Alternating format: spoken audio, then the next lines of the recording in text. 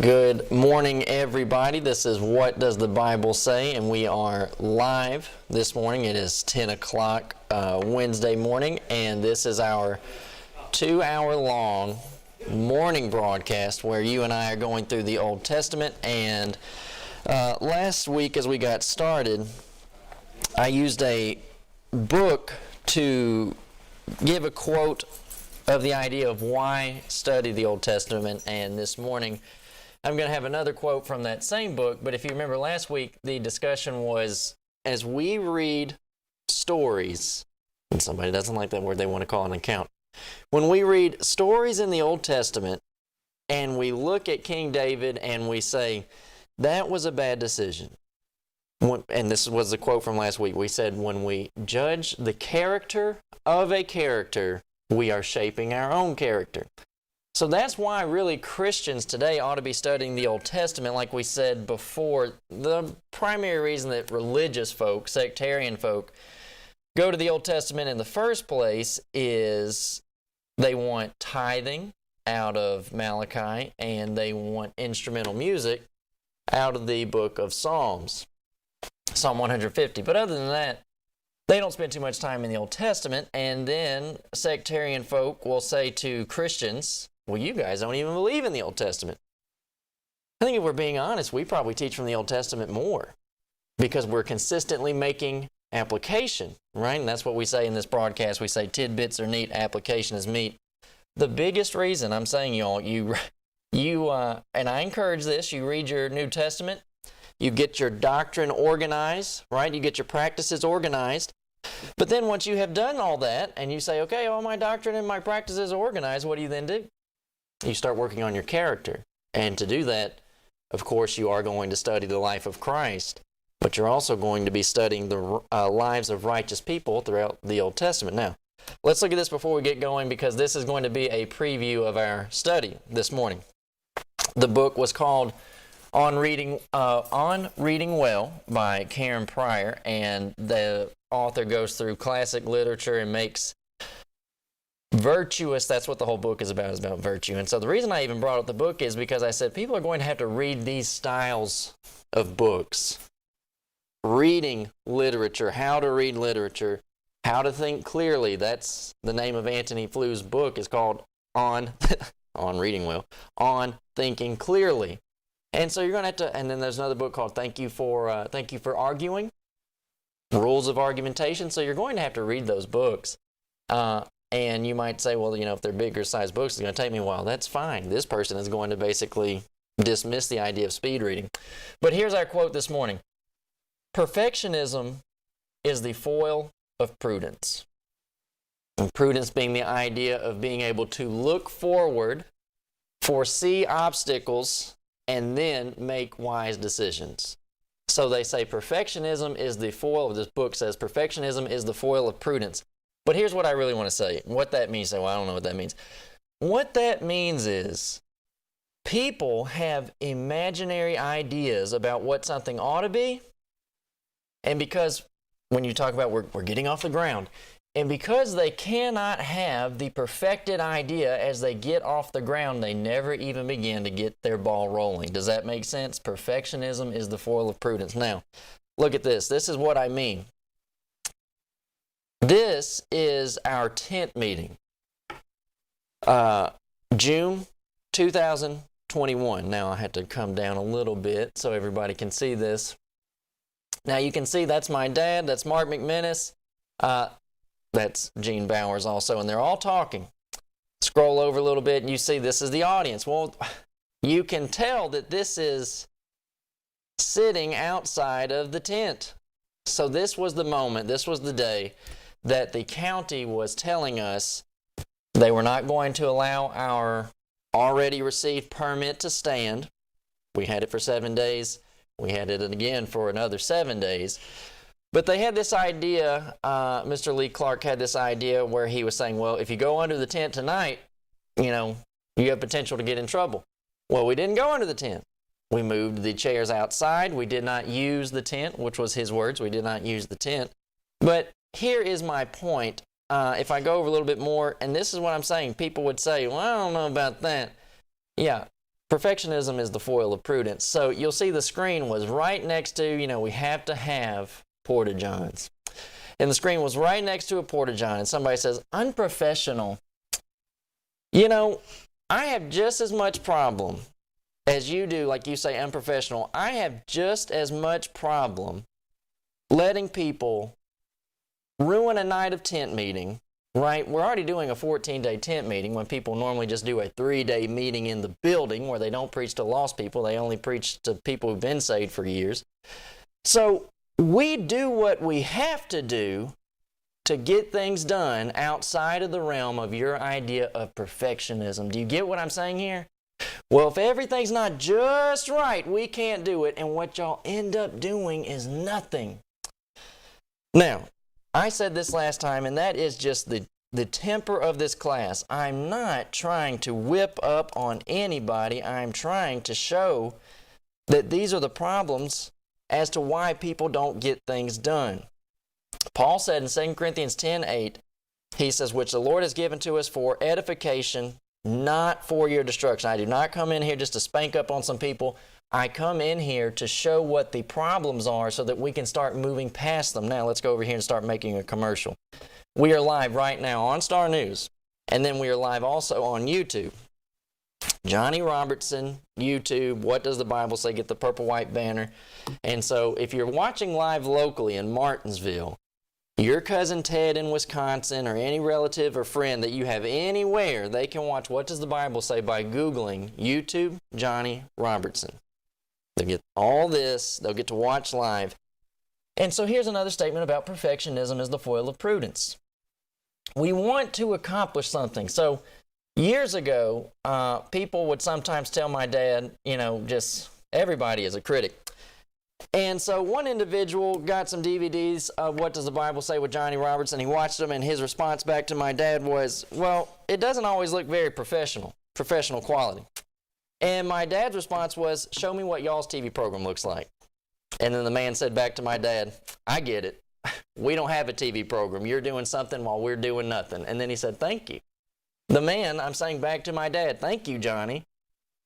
We're doing something while a collection of people are doing nothing. Why? Because they're so focused on what the set looks like. And I had somebody recently, local personality to the Martinsville area, and he starts talking to me about, what you could do with your set. And I said, I know a lot of folk, and they spend I'm saying thousands of dollars on the set so they can just scratch the surface of basic introduction material, and they never dive in deep. That is perfectionism that foils prudence. Now, here's our commercial for What Does the Bible Say to be watched on YouTube. Let me go over here, back to our slides. And so what we're going to do, this is the theme of today's Bible study.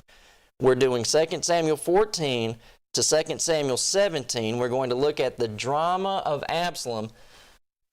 And I'm going to build the case today. So, right there, do you see the chess pieces? Okay, you say, I don't play chess. That's most people's problem. And you might say, well, I don't want to play chess. Look, if you are alive in the world and you are a member of the church, you are playing chess whether you like it or not. And the difference can be, you can either be a pawn. Do you know what that is? Someone says, well, he just used him as a pawn, sacrificed him like a pawn. You can be a pawn, which are necessary. We need pawns in the game of chess. But you can also bring up your skill level to where you are, in fact, more useful than a pawn. You may not like playing chess, but I'm saying if you're alive and you are a member of the body of Christ, you're playing chess all the same. And so that's what we're going to get. This is all going to be application of modern day church activity taken out of 2 Samuel 14 to 17. This is where someone says, how are you going to do that? They didn't have the church back then. These are people interacting with other people. These are people who are trying to accomplish God's will, at the same time trying to beat down their own self-serving will. That's application. They don't have to be, and you say, well, they weren't even Christians, we're Christians. They don't have to be called Christians back then. They did not have to have the church back then.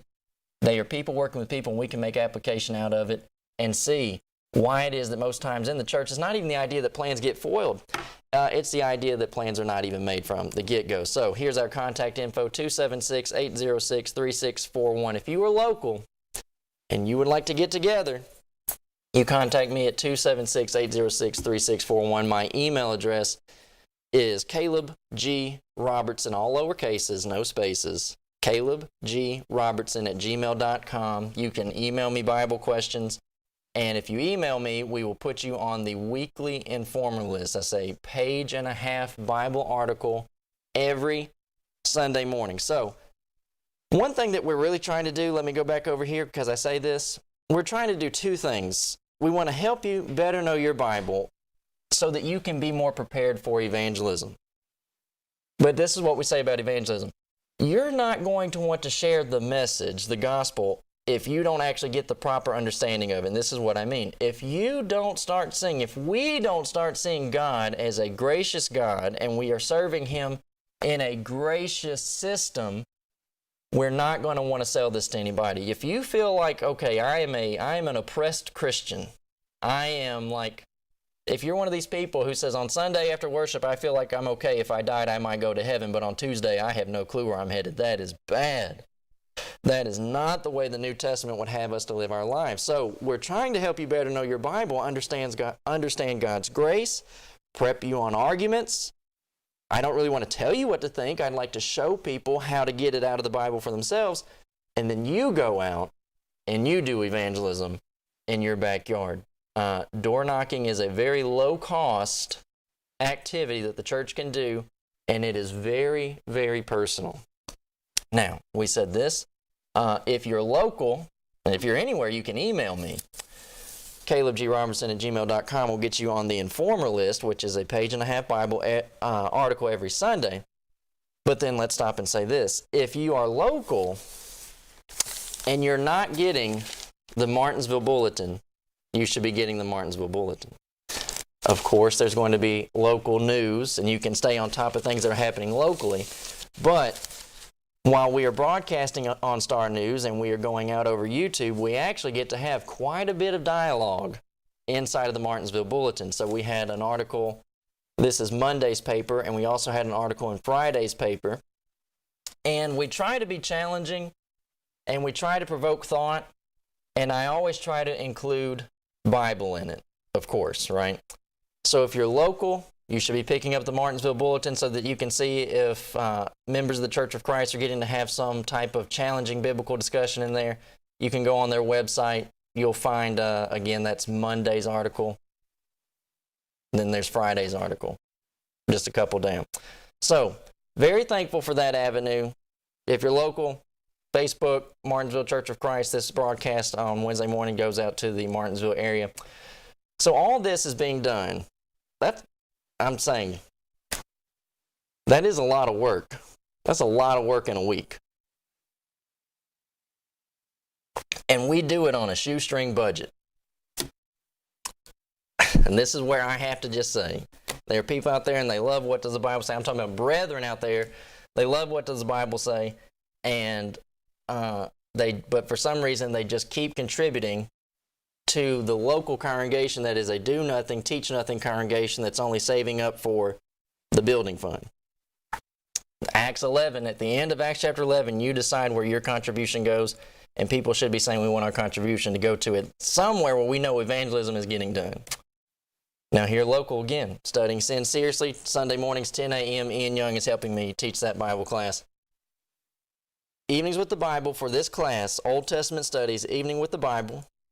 Because this class is going to deal a lot with church discipline, you need to get Carl Ketcherside's A Clean Church, Christian Messenger by Barton Stone. That's a paper of Presbyterians leaving the Presbyterian sect. Now, if you're going to read that, you should be reading Alexander Campbell's The Christian Baptist. Again, Presbyterians who left Presbyterianism, and then individuals who are trying to help Baptists not be a sect. And then for this class in particular, a harmony of Samuel, Kings, and Chronicles by William Day Crockett. And then we said this last time, I'm still doing it. In December, you ought to be giving people books. They got junk, all manner of junk, and probably you're going to give them more junk that's just going to get donated to somewhere. So give them good books. Last time we recommended Brad Harab's Convicted. Thomas Warren's Have Atheists Proven There Is No God? Robertson Whiteside, Doctrinal Discourses. Robertson Whiteside in his commentary on Romans. This morning, if you can find them, you need to give somebody Foy Wallace commentary on the book of Revelation, Foy Wallace's book on God's prophetic word. If you can find them, and then we said this too. If you have friends that I'm saying dear to you, and they don't have to be dear to you, they can be acquaintances also, it is a good idea. You say, hey, it's December and I love you. And you give them Michael Shank's Muscle and a Shovel because you want to help them find the truth. Now, this morning, let's jump in, okay? You ready? You have your Bible out. What do we say? We say get a King James wide margin Bible. If you find one that you like, buy multiple copies. We are trying to help memory work.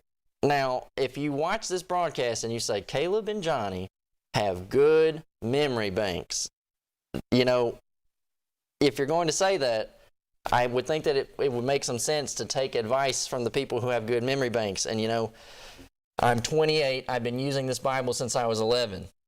And my dad has been using this same Bible for like the past 30 years. You don't need my Bible, right? So I want that Bible. You don't need this one. It's out of print, which means you're probably not going to get yourself a backup one. Get a good King James wide margin Bible that you can get backups on. And don't be switching out Bibles. When we were in preaching school, students bought Bibles all over the place more than they bought any other book. Didn't read their books for class, just buying up Bibles all over the place. Page placement. You're going to want to remember where it is on the page. So get your King James wide margin Bible. Get a notepad. And I say, if you are someone who gets to watch live, it's a good idea to go ahead and turn your phone off, or at least tell people you can put it on Do Not Disturb. And then you can have settings to where like your spouse or children can get in case there's an emergency. Here's notes from last time. We went through chapter 11 and 12 and we looked at the whole scene of David, Bathsheba. David admits to it. 2 Samuel 12, I believe 13, he tells Nathan, I have sinned. And then Nathan says, and God has forgiven your sin. And I believe it works just like that. And I think, too, based on Hebrews 10, let's look at this. I believe that with 2 Samuel 12:13, it happens that quickly. And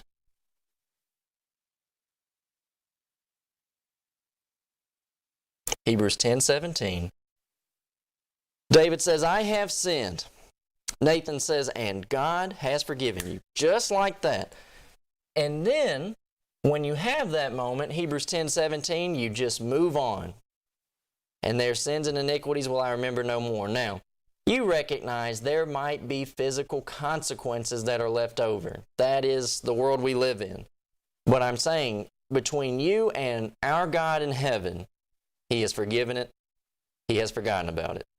And so while we might have to go through, I'm saying, put up with and work through some physical consequences, you need to, on the inside, I'm saying your inner man, you need to be at ease. These are things that we have to go through, but between me and God, we are good. And that is valuable. Someone might say, well, I'm still going through these consequences. I get that, and that's why we do our class studying sin seriously, because it's nice to avoid making our own messes. We looked at Nathan, and we called him a skilled convincer. He laid out that whole parable for David to see himself, and when David became enraged at the parable, Nathan simply had to say, thou art the man. And so we made big points on we are in the convincing business, not the condemning business. John Shannon says you use your power to deliver rather than destroy. Joab, we said, look, we're going to go through these texts, and based on one study, we're going to put a person in the good category, then you do another study, you put them in the bad category, you do a third study up, they're getting to come back, but I don't know, it's kind of looking iffy, so we're just going to place them in the middle. No. I think Joab is a good man.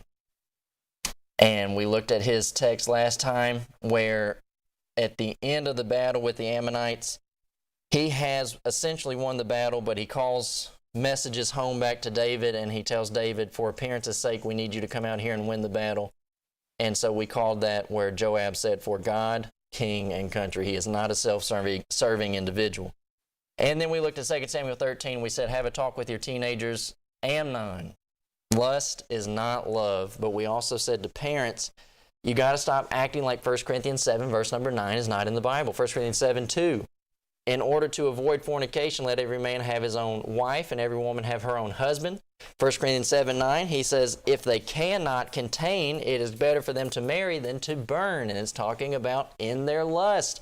And there are a lot of parents out there who are standing in the way of young adults who can make their own decisions. But parents oftentimes exert their will onto young adults. Now, here's what we've been saying, and we're saying it again. As you read, you need to be paying attention to the timeline. And I'm going to make a point with this. You're saying, well, Caleb, you make this point so often and we don't really understand why. I think we would have said it clearly before, but we're going to say it again now. So when you look at 2 Samuel 13, 37 and 38, Absalom orchestrates for his brother, half-brother, to be killed. Amnon. And when Amnon has been killed, it says Absalom fled and went to Talmai or Talmai of the king of Geshur. And David mourned for his son every day. So Absalom fled and went to Geshur and was there 3 years. That is 2 Samuel 13. Now, you look at 2 Samuel 14:28, it says Absalom dwelt two full years in Jerusalem, saw not the king's face. Now, you have 2 full years. When you get to 2 Samuel 15:7, we're about to make just a quick excursion, then come back to our point, okay? Paying attention to the timeline. So, hold on a second. Sometimes when we get in here, there's stuff that goes on that's beyond my reach. So, Daniel.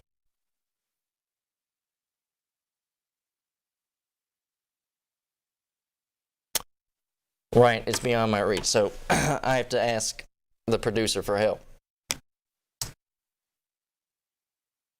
And he's going to come in, he's going to look at it. So, can we do something either in the back or with the camera? Because a lot of my chalkboard is getting taken up by my person. And I'm already at the end of where I can go. Did you hear what I was saying to him? What's that?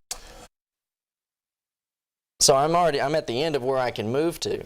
But a lot of my person is taking up the chalkboard so they can't actually see the text that we need to see.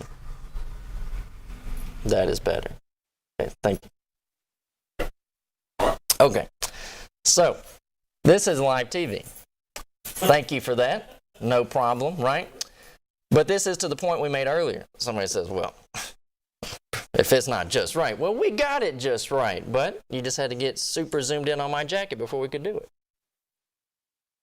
Now, here's our text. Paying attention to the timeline.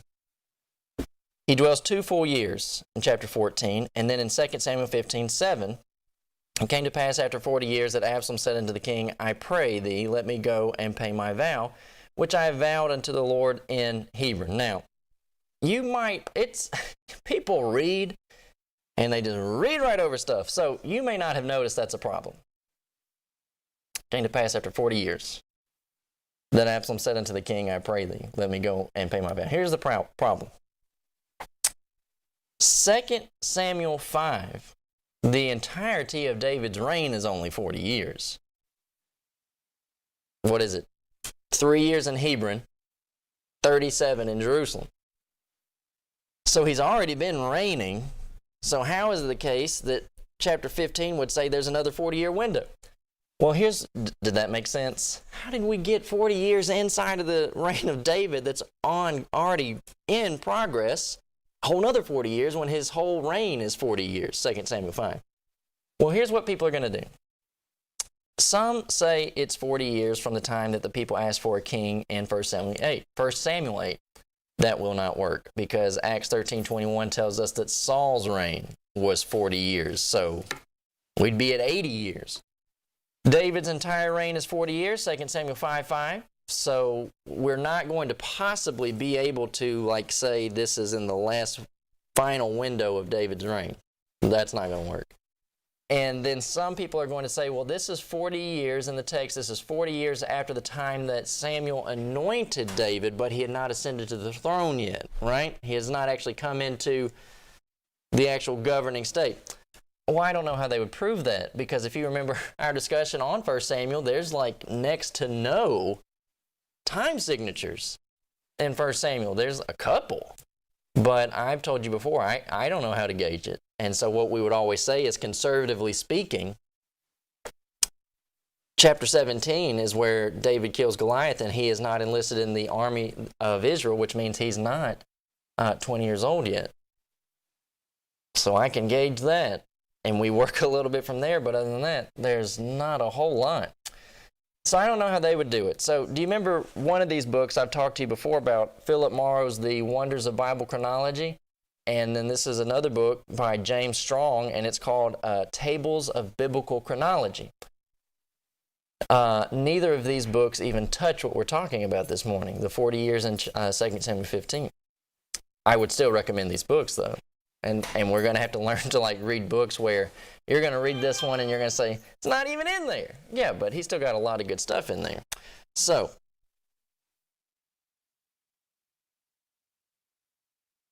neither of these people touch it. So, why am I saying that? I'm telling you, these people did not, either they didn't look at it, they didn't know it was there, or they said, we're not even going to bother with it. So, this is what basically the consensus is going to become. Pulpit Commentary, Kylan DeLitch, however you want to say his last name. When you look at the Syriac version and the Vulgate, they're not going to have 40 years. They're just going to have 4 years. Well, I'm going to say that's probably accurate, that it should be 4 years.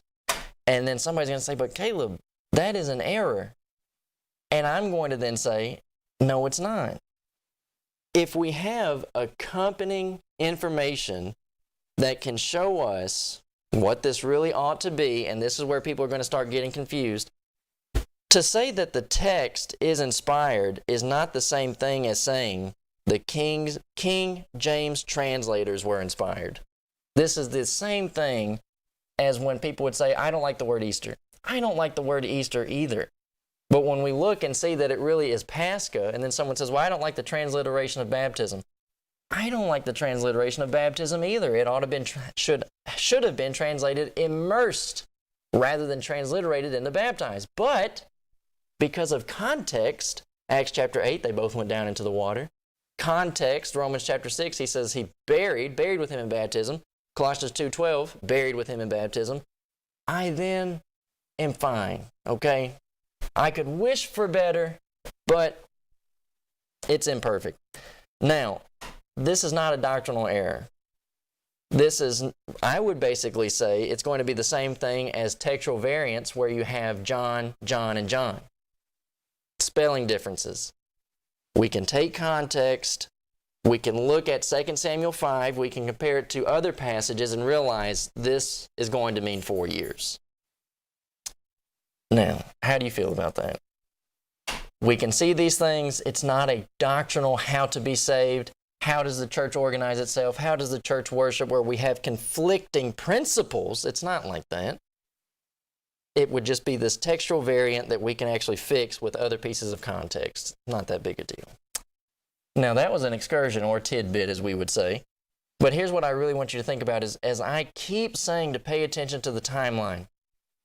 So, 2 Samuel 13:38, Absalom flees to Geshur, and he stays there for 3 years. Well, after 3 years, they're going to bring Absalom home, and it's going to go for about another 2 years. And then when you get to chapter 15, it's going to say, we would say 4 years later, after 4 years, he's going to say, let me go over here and do such and such. So this is what we're looking at down here at the bottom in yellow. Now, if you heard the other night, I played a clip where I was from the debate with John Carpenter. And I asked him about a question in Genesis chapter 6. I asked John Carpenter, who has a PhD, I said, Dr. John, if every person since Adam has been born with a totally depraved nature. I said, what took so long for God to become so dissatisfied or upset with his creation that in Genesis chapter 6 he destroyed the world with a flood? And John Carpenter went, took so long? It's 2 pages.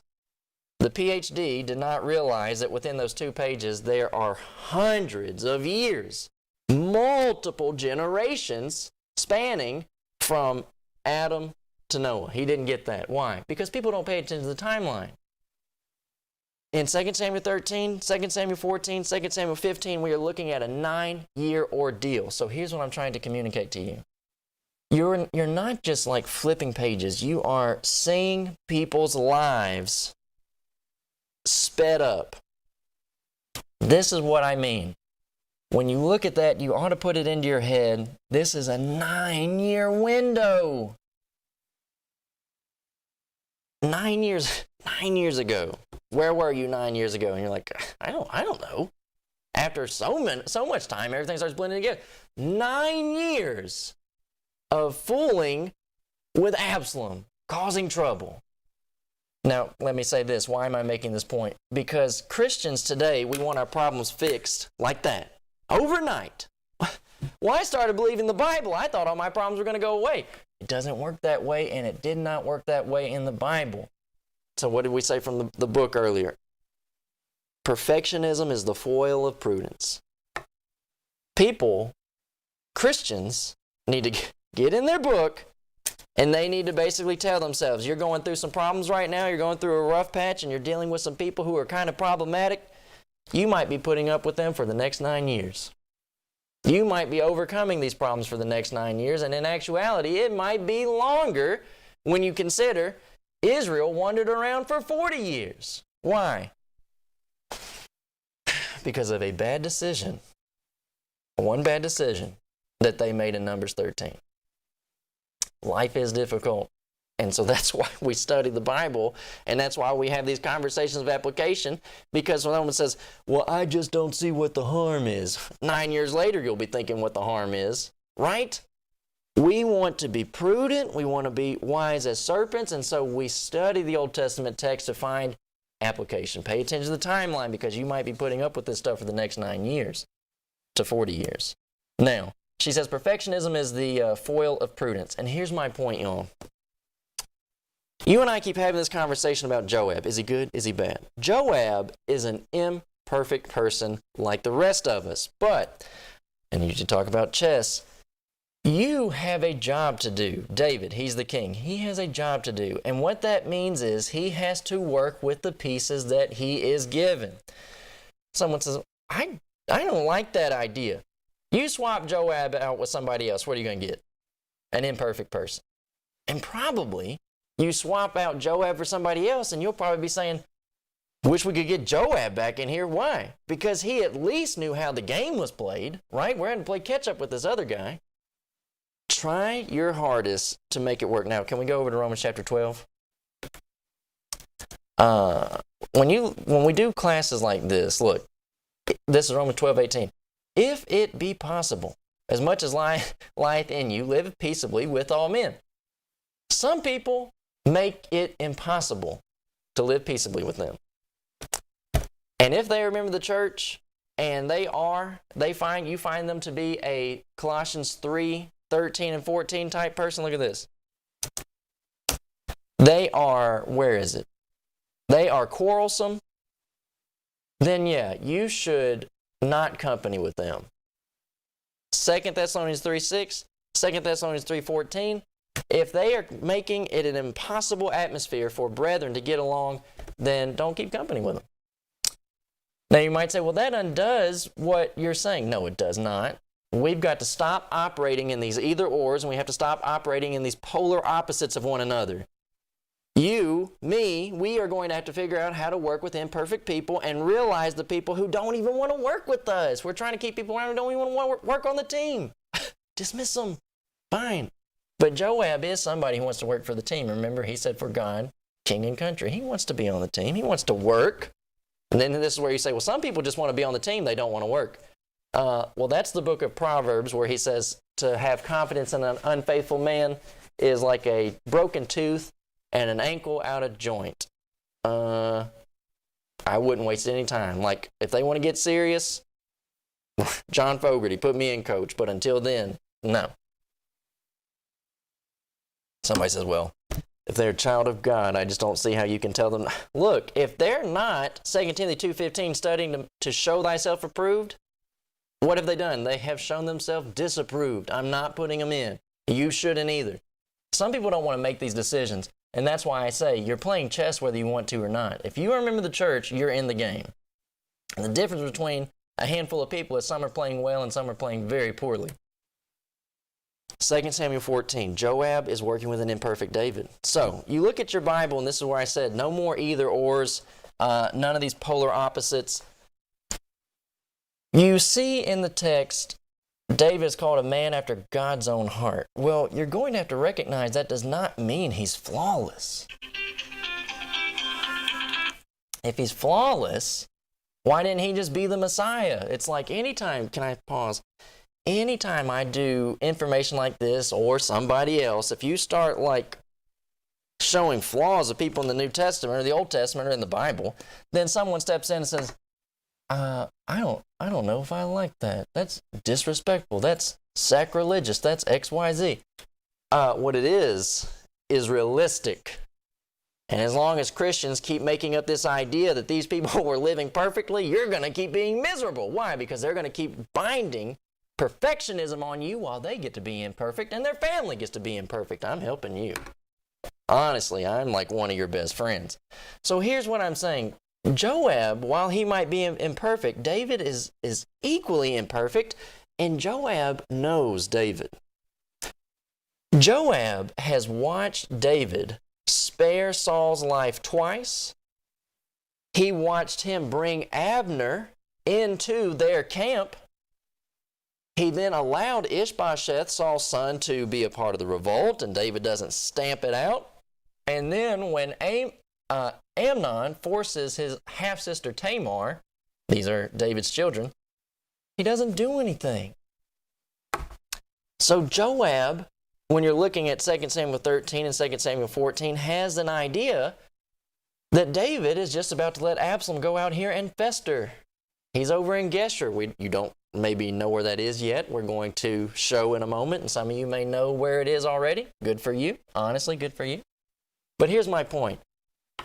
You have two imperfect people who are working together. Now, can I talk about this? Some people are not good at playing on a team.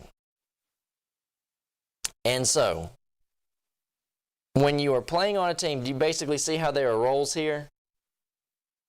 People who play on teams oftentimes cannot get comfortably situated in their role. One of us is going to be the king. One of us is going to be the captain. Right? Somebody is going to be Kobe Bryant, and somebody else is going to be whoever Kobe Bryant played with. Do you see what I'm saying? And that's why, can we go over to a passage? This is New Testament. He said, verse number 15, this is Philippians chapter 1, verse number 15. Some indeed preach Christ even of envy and strife, and some also of goodwill. The one preached Christ of contention, not sincerely, supposing to add affliction to my bonds. There is a lot of preacher jealousy. They have their own problem. Preachers have their own problem. But a lot of times that preacher's jealousy is fueled by the membership saying ignorant things like this. 1 Corinthians 1:12, I am of Paul, I am of Apollos, and I am of Cephas, which is Peter. You know, it's not like someone says, well, Caleb, are you telling me that I can't tell somebody who my favorite preacher is? You know, I think that that's okay, but I don't understand why we're going to have to hear about it 50 more times that person is your favorite preacher. And then it's like everything has to be funneled through people's favorite preacher. There are people who have just outright said, if they mention so-and-so by name, we're going to get up and walk out. Big deal, because I'm going to keep preaching. And you're going to walk out, and nobody's going to know that you're mad. right? I have had people walk out full blown in the middle of my presentations, like in other states. And I just thought I saw people going out of a side door, like full blown exit. They weren't going to a classroom, exit. And I stood up there and I thought, well, they got somewhere to be. You know, I don't know. The last thing I was thinking was that they're mad. Doesn't bother me. You're not bothering the speaker. But what you are doing is you are continuing the jealousy factor, the envy, and the strife by just consistently having that attitude. And I want to say this for the preachers. Memberships who do this type of thing, you make it difficult on the preachers, and this is what I mean. Preachers are people too. Y'all keep putting them up on this pedestal, and then when they fall off their pedestal, you say, well, how could you? Well, you know what? Forgive me that you put me up on this pedestal that I really told you not to put me up on. Now, you might say, well, Caleb, some of these preachers want to be on the pedestal. Yes, they do. I don't. I am a flawed person. As I say, people are people and people make mistakes. Do not put me on a pedestal.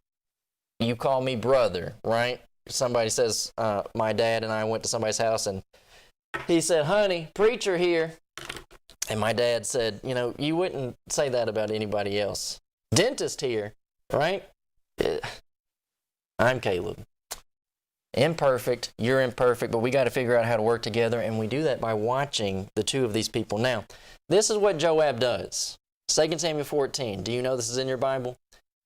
Joab can see that David is not getting any better. What did the text say? The text said that David was mourning for his son. Too far back. It's in 2 Samuel 13:37. He's mourning for his son. Absalom is gone 3 years. Joab can tell David's not getting any better, and who knows what Absalom is doing out there. So this is what happens. In your Bible, get your Bible out. 2 Samuel 14:2-10. Joab sent to Tekoa and fetched thence a wise woman, and said unto her, I pray thee, feign thyself to be a mourner, put on now a mourning apparel, anoint not thyself with oil, but be as a woman that had a long time mourned for the dead. Come to the king and speak on this manner unto him. So Joab put the words in her mouth. And when the woman of Tekoa spake to the king, she fell on her face to the ground. And she did obeisance and said, Help, O king. And the king said unto her, What aileth thee? And she answered and said, I am indeed a widow woman, and my husband is dead. And thy handmaid had 2 sons, and they strove together in the field, and there was none to part them, but that the one smote the other and slew him. And behold, the whole family is risen against thy handmaid, and said, Deliver him that smote his brother, that we may kill him, for the life of his brother, whom he slew, and we will destroy the heir also. And so they shall quench my coal which is left, and they shall not leave to my husband neither name nor remainder upon the earth.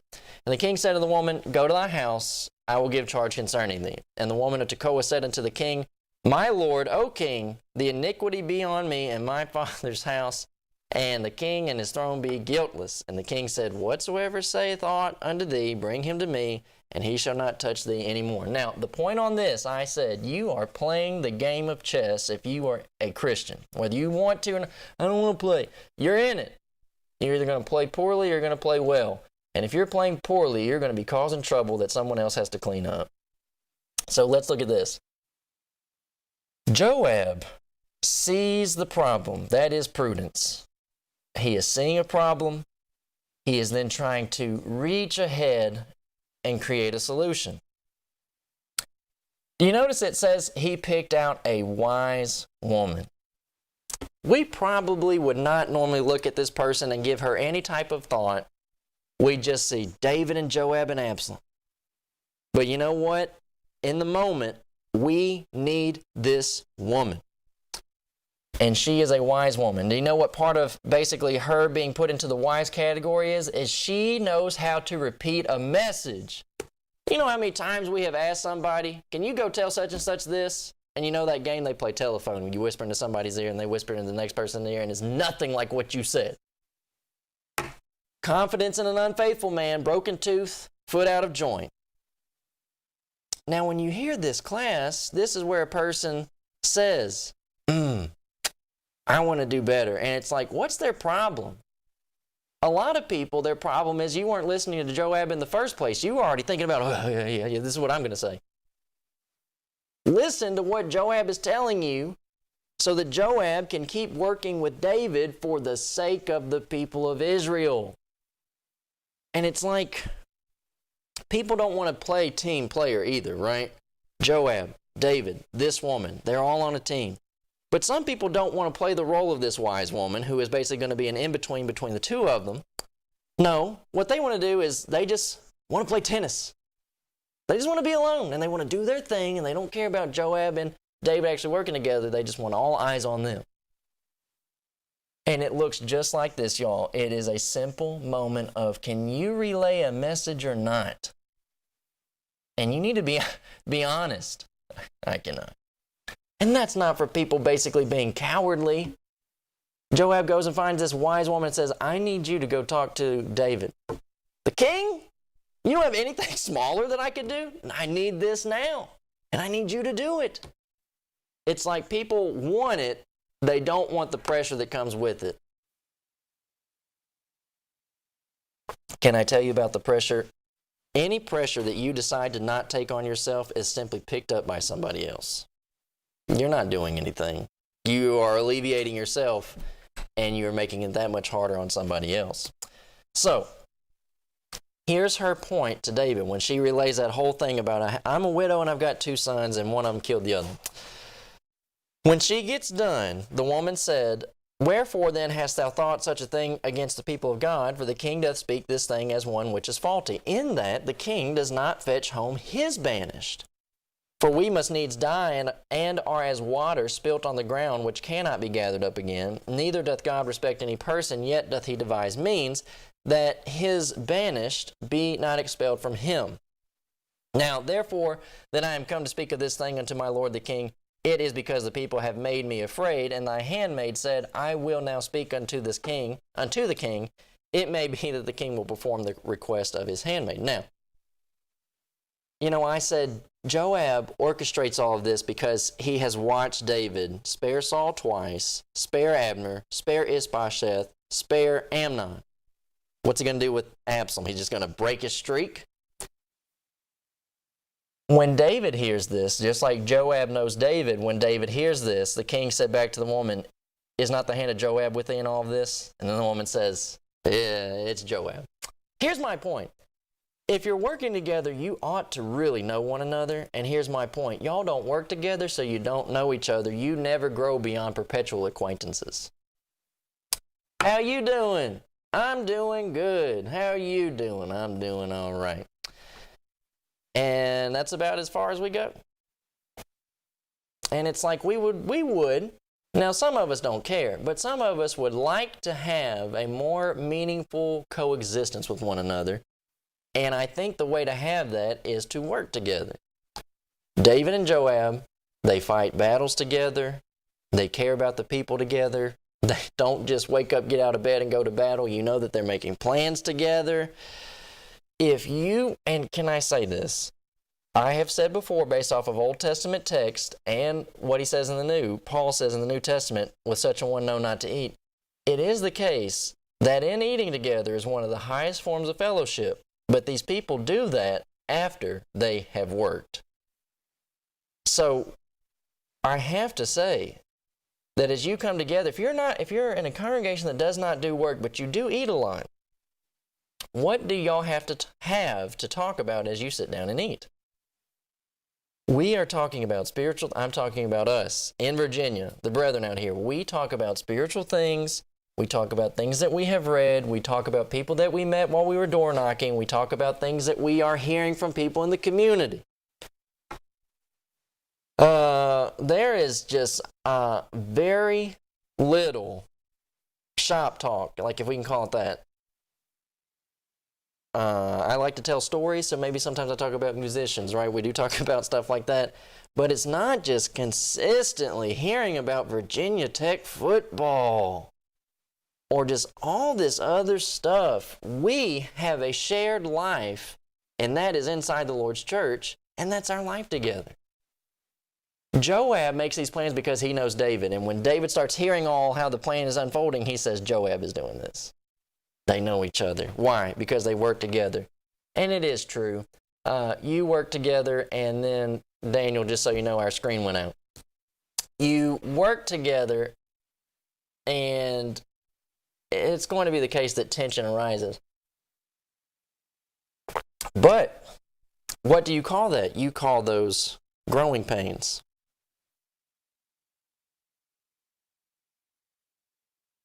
And I think that to have tense moments is not really the problem, because someone says that sounds dumb and cheesy and blah, blah, blah, but the tenseness is just an opportunity for you and me to work through it, and we are creating mileage for the road ahead of us. Now, some time ago, a brother and I, we shared a tense moment, and basically what was said as we entered the conversation after our tense moment was, it was said, "This is our first tense moment together." Yes, and then we started working through it. And when the moment was done and everything had been resolved, we said to one another, we are glad that we now know our relationship, kinship, right, in Christ, and our friendship. We now see we're able to sustain these tense moments. And I have to say, if you are working with people who cannot sustain tense moments, y'all don't really have much going on between the two of you. You say, well, how can you say that? It's evidenced. You had a problem and you split. And there's not much relationship. Now, let me make a point as we start moving on. People are going to bring stuff to you, and it will be laid out, and this is playing chess again. So like when you're playing chess with somebody who doesn't really know what they're doing, at some point you're going to have to tell them, you can't move there. You can't. And you can't move in that direction. None of that applied to David, other than the woman said, I'm having family trouble. David said, me too. But none of the exact points matched David's moment. She said, I had 2 sons that were fighting in a field, and there were no witnesses. Well, I don't know how you're going to basically have that stand trial, because if there are no witnesses and the man comes back and just says, well, he tried to kill me, I killed him, self-defense. And I'm saying, what would we say to Abel? Cain and Abel go out into a field, Cain starts to attack, and somehow Abel comes out being the winner, and you come home and, well, where's Cain? He attacked me in the field. Anybody there to see it? No. That's not going to be Tamar, Amnon, because there was another person involved, right? Jonadab. So Amnon to Absalom is not the situation if she said, my 2 sons in a field with no witnesses. That doesn't even match. And then she says, if you kill my living son, she said, you're going to take all the coal. She said, you will quench my coal. And she said, and my husband will have no one to carry the name. I understand. I believe it's Deuteronomy 32. I understand the Jewish marriage law, Levirate law. But in Jewish history, inside the Old Testament text, there are plenty of families that have been totally, as she said, quenched. They have been totally stamped out. And in fact, David planned to do that to Nabal in 1 Samuel 25. Remember that? So it's not an issue when some woman comes up and says, well, we won't have anybody left over. I understand that that's not ideal, and we can't just have that happening all over the place, but it does happen. And then number 3, Absalom is not David's final son. Solomon is already born at this point and is a small child at this point. So what am I getting at? People who come up and they give you out this laid out plan doesn't mean it's right. And just because I can tell that you put time and thought into this, it's wrong. This does not mean anything. And you might just say, well, David just gives in for the sake of compromise. The king said unto Joab, behold, now I have done this thing. Go therefore, bring the young man Absalom again. And Joab fell to the ground on his face and bowed himself and thanked the king. And Joab said, today thy servant knows that I have found grace in thy sight, my lord, O king. And the king has fulfilled the request of his servant. Joab arose and went to Geshur and brought Absalom to Jerusalem. And the king said, let him turn to his own house and let him not see my face. So Absalom returned to his house and saw not the king's face. But in all Israel there was none to be so much praised as Absalom for his beauty. From the sole of his foot even to the crown of his head there was no blemish in him. And when he polled his head, for was it every year that he polled it, because the hair was heavy on him, therefore he polled it, he weighed the hair of his head at 200 shekels after the king's weight.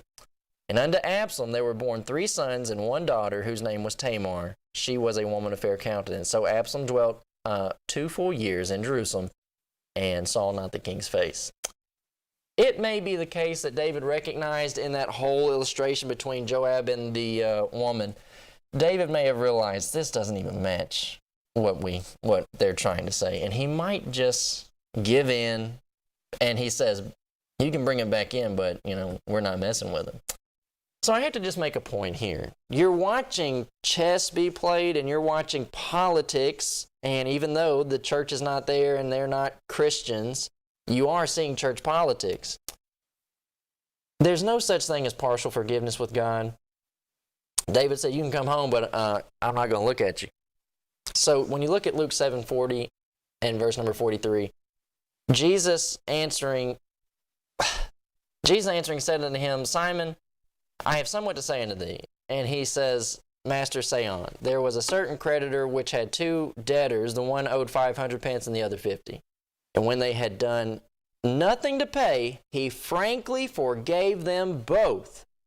Now, the way that we're taking application, this is where somebody like local Baptist preacher Gary Hughes, because he teaches the false doctrine of once saved, always saved, you basically start saying to Gary, well, what about people who do this? And we've seen them. They died in these circumstances, but they used to be a member of such and such Baptist church. So that's where Gary Hughes says, well, he said, you'll go to your reward. It'll just be a lesser form of a reward. And they'll come to passages like this, and they'll say, you see how David let Absalom come home, but he said, I'm not going to look at you. And they say, that's how some of these people, like if God has to strike them dead, they go to heaven, but they get a lesser reward. That is absolute garbage. Jesus said, I can take somebody who owes me 500 and I can take somebody who owes me 50 and I can forgive both of them. There is not this business of partial forgiveness with God. And that type of thinking is what keeps people miserable. Well, I'm sure God has forgiven me a little bit, but I don't know if God has really forgiven me. If God has forgiven you, He has forgiven you. And you get these type of, can I say this?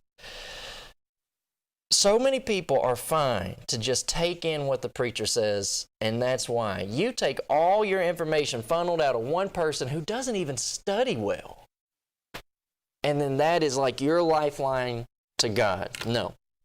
You need to study this for yourself. This is your lifeline. This keeps you connected. This gives you the knowledge that you need so that you can actually see Romans 4:2, that the goodness of God brings people to repentance. Now, that was a tidbit. Don't let somebody go to 2 Samuel 14, make some bad false application and say, sometimes God brings us home, but you can't look at him. That's not what Jesus said. So as we go to 2 Samuel, this, I'm saying, y'all, is, if I can say this from my limited knowledge, right? Caleb's version. This is textbook Church Split 101. Joab's activity with Absalom is produced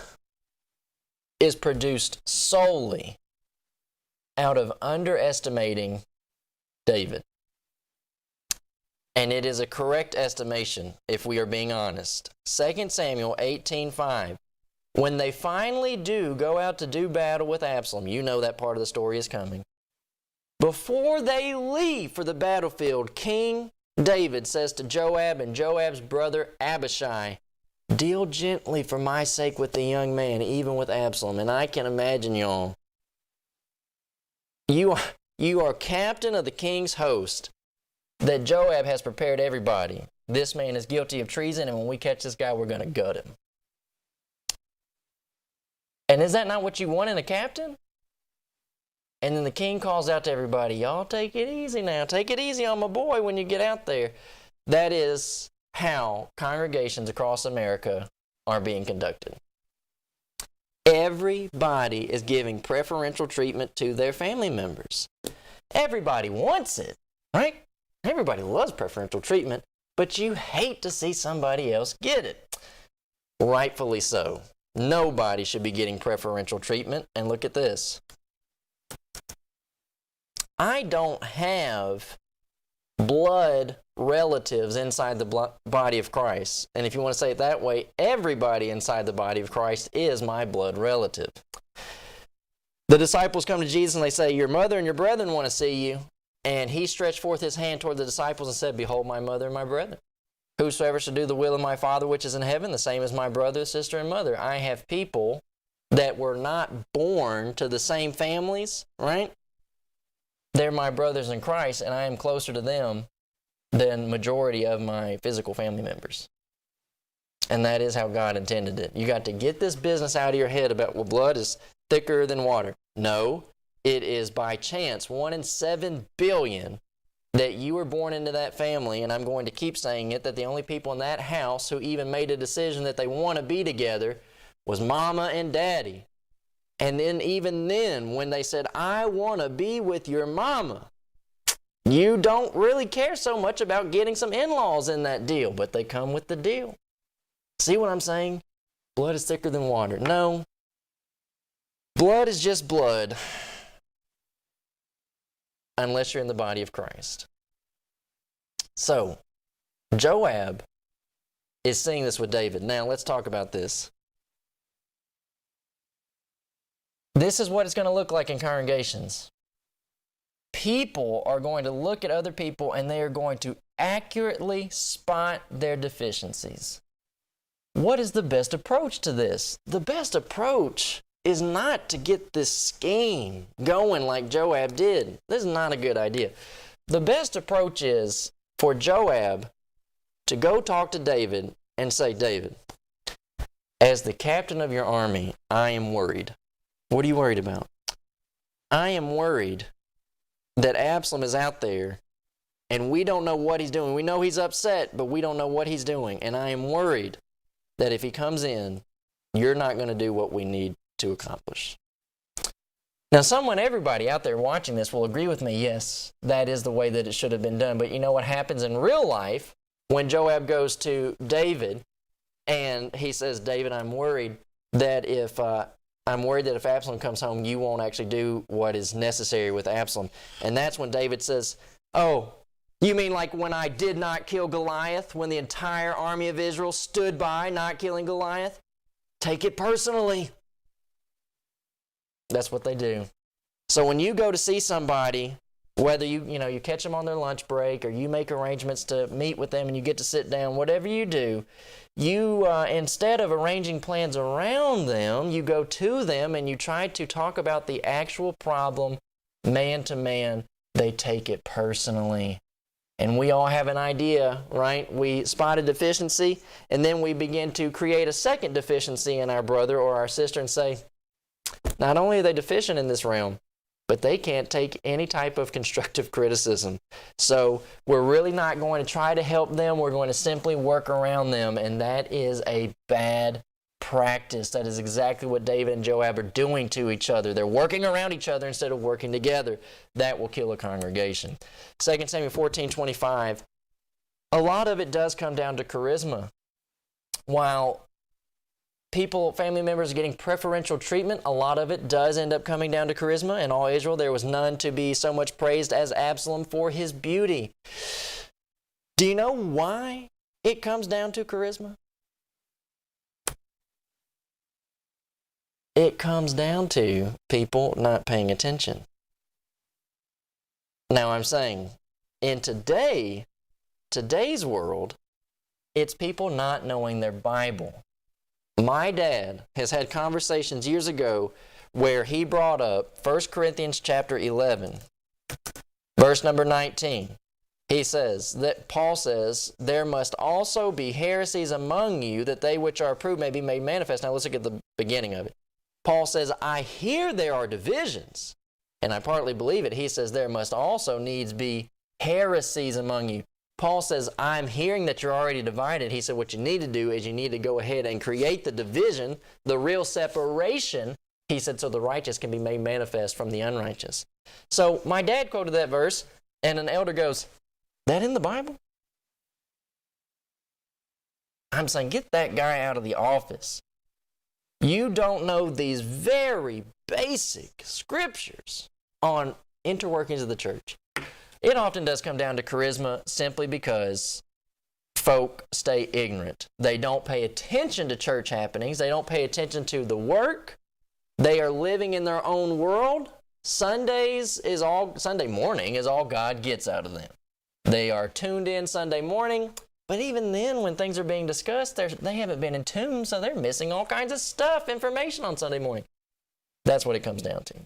So years ago, again, recent years, but somebody asked my dad, a congregation asked my dad, this, like, I'm talking to members. So a Texas congregation asked my dad to debate Mac Deaver. And my dad's response was, I have X amount of number of debates already lined up with sectarian preachers, man-made sectarian groups, Baptists. And he said, I'm focused on local work. And so at the time, my dad said, I'm not going to leave local work, and I'm not going to leave these sectarian preachers who are ready to debate. And then my dad said, but if you ask these people, he said, I think they could do a good job debating Mac Deaver. Can I say something about that? And I know my dad would agree with this. People who came to that debate wouldn't have studied beforehand. What would have happened is people who like Johnny would have come into the room and they like Johnny. Therefore, they like his position. And there would have been people who came into the room and they like Mac. Therefore, they like Mac's position. Then there would be people who would come into the room and they would pick up, like if they had an advertiser for the debate, and they would say, a person comes in the room, they pick up the ad, and they say, well, I don't know this Johnny and I don't know this Mac either. But they would look at it and they would say, but I can see what Mac is defending and I can see what Johnny's defending. Okay, I'm with Mac. Nobody studied. I'm all for debate, and I think that debate is very, very beneficial. Alexander Campbell said we learn more. What did he say? He said we learn more through like 10 days worth of debating than we would a year's worth of sermons. I agree. It's very beneficial if you're someone who paid attention to the debate and you're somebody who studied up before the debate even happened. People come in cold to a debate as if they're going to know what's going on. I watched a debate with somebody once, and they said, that's over my head.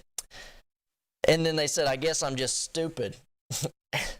It's not that you're stupid. You did not study before the debate happened, man. They've got 20-minute windows where they're burning through material. It's not that you can't keep up. It's that you did not study.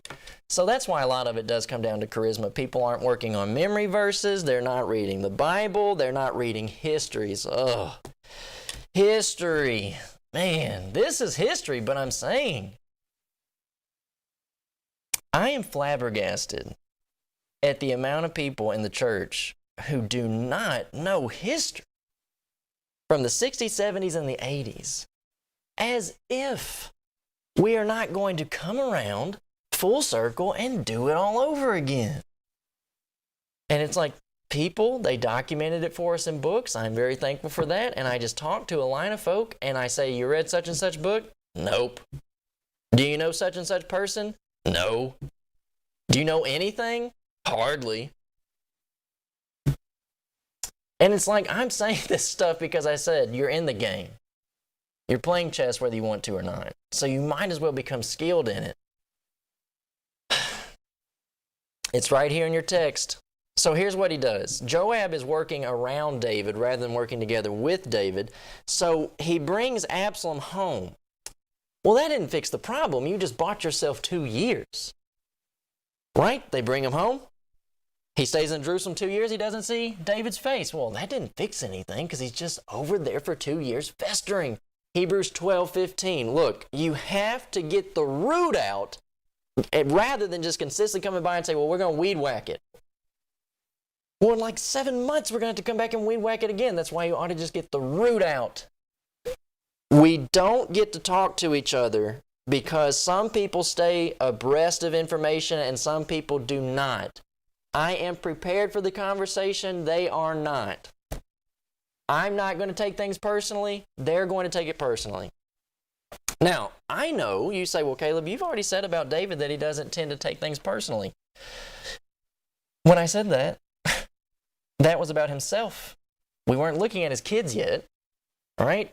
When he goes out and has the problem with Nabal, yeah, I called that like, this is out of character for David. He's taking personal, umbrage at Nabal. This is out of character. This is his kids. And we haven't seen him yet like this. We're now seeing how David interacts with his kids. And I'm saying, y'all, you're going to have to say that to people. My dad said it to one of his best friends. He told his best friend, you're going to do whatever you have to do to keep fellowship with your kids, and that's all there is to it. And then some people admit, yes, I will. That's when you basically get them out of the conversation of making decisions for the local congregation.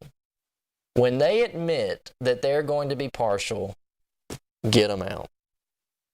Caleb, you talk about second chances. Look at this. I do. I believe in him. You give him a second chance when he comes back in and admits that was the incorrect thing to say. He says, I charge thee, 1 Timothy 5:21, I charge thee before God and the Lord Jesus Christ and elect angels that thou observe these things without preferring one another and doing nothing by partiality. And when an individual in a men's meeting says, yeah, you know what, I am going to be partial. Okay, we would go ahead and like for you to leave, and we will continue to conduct business without you. When they want to admit that their family's not getting preferential treatment, they can stay in the discussion. Anything else is working around a root of bitterness. And you cannot work around a root of bitterness. He says, with it springing up, trouble you, and thereby many be defiled. This is in your text. This is in your Old Testament. And I have to say this, I don't know anybody who's giving you application. I see information that's out there, I think it stinks. It's surface. It's always the same stuff. David and Bathsheba. What? And it's just, David and Goliath, David and Saul. It's always the same stuff. I am telling you, this is how it looks. It's operating around each other. It's weed whacking a problem rather than getting the root out. And it's years at a time. 2 years, 3 years, 4 years. We've been dealing with Absalom for 9 years. Now, Joab is not underestimating Absalom, but he is rightfully underestimating David. I have to say this about David in these moments. You can be too gracious. And basically, when you are so gracious to the problematic person, you now are punishing the good people. So in 1 Corinthians 5, 1 through 5, look at what he says. It is reported commonly that there is fornication among you, and such fornication as is not so much named among the Gentiles, that one should have his father's wife. And he says, and you are puffed up, and have not rather mourned that you have done, that he that has done this thing might be taken away from among you. Look, you can call yourself like, we are just so gracious to let him stay around here. Well, in the meantime, you're actually punishing the man's father. Decisions and actions should be made that get the original marriage to be maintained. David allowing Absalom just to do all this nonsense basically leaves the kingdom for a 9-year window, not focused on what it ought to be focused on. Saul in 1 Samuel 15, Saul was supposed to go in and utterly destroy the Amalekites. He does not. He said, we saved, the best spoils and we saved the king. That was not your mission statement.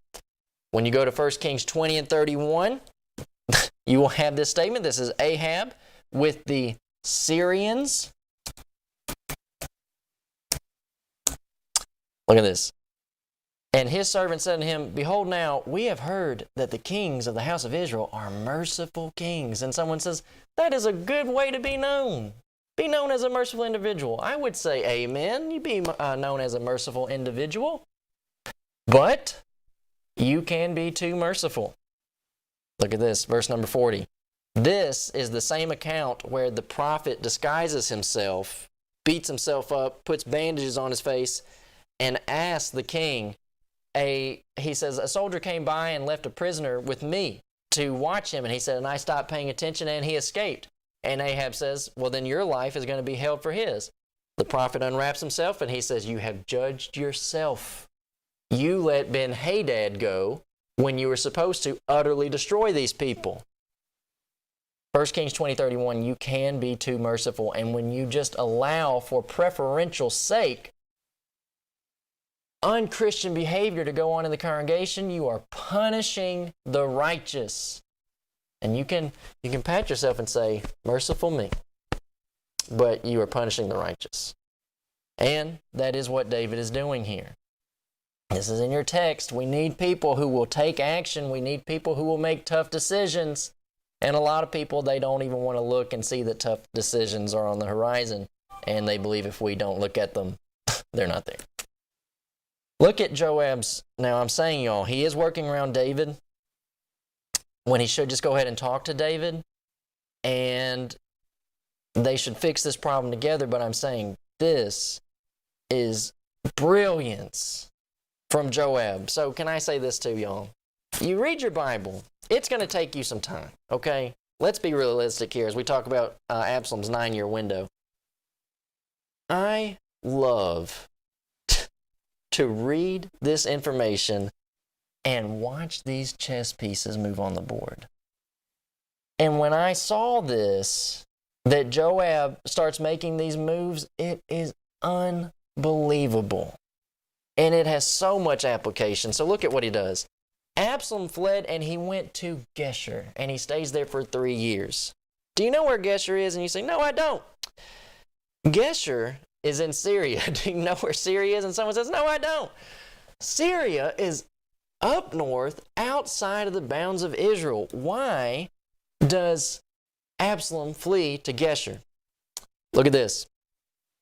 The third, this is the sons of David. The third, Absalom, the son of Maacah, the daughter of Talmai, king of Geshur.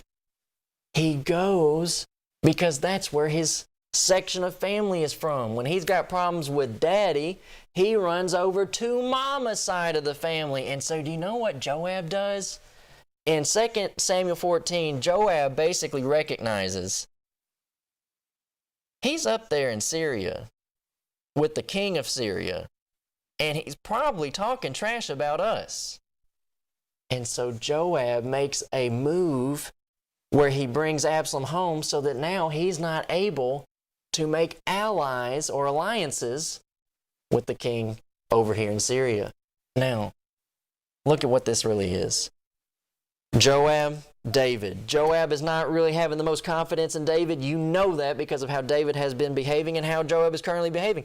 So he doesn't have so much confidence in David. Well, you keep your friends close and you keep your enemies closer. Oh, can you believe?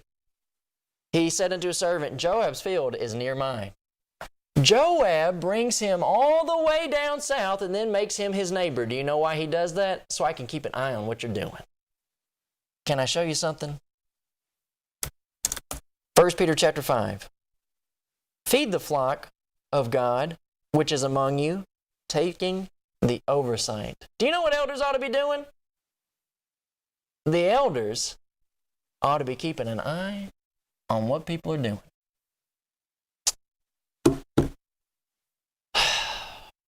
Elders, more times than not, have no clue what's being taught in backroom Bible classes. Elders have no clue what material is being prescribed to the people. Let's take a moment and talk about material. I'm a free-thinking individual, and like I said, I read from both sides of the aisle. I read conservative material, I read liberal material, I read the histories. So I am okay with the idea of giving somebody some information and saying both ways. Conservatives can go too far. Liberals can go too far. So I'm fine with the idea of giving them information and saying, no, you're going to have to watch for this. Some of it's good, some of it's junk.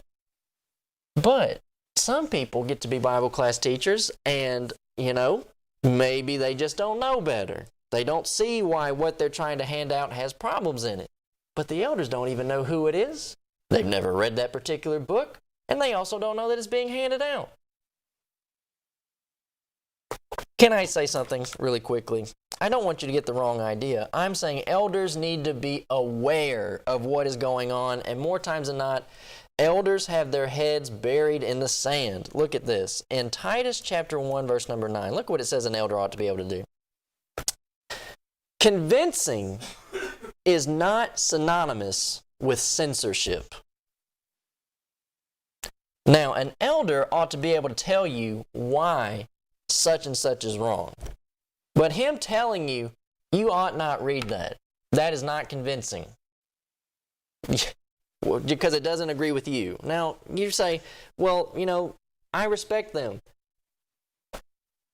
Is it not the case, we're being realistic here, is every elder in the eldership apt to teach? You already know the answer is no.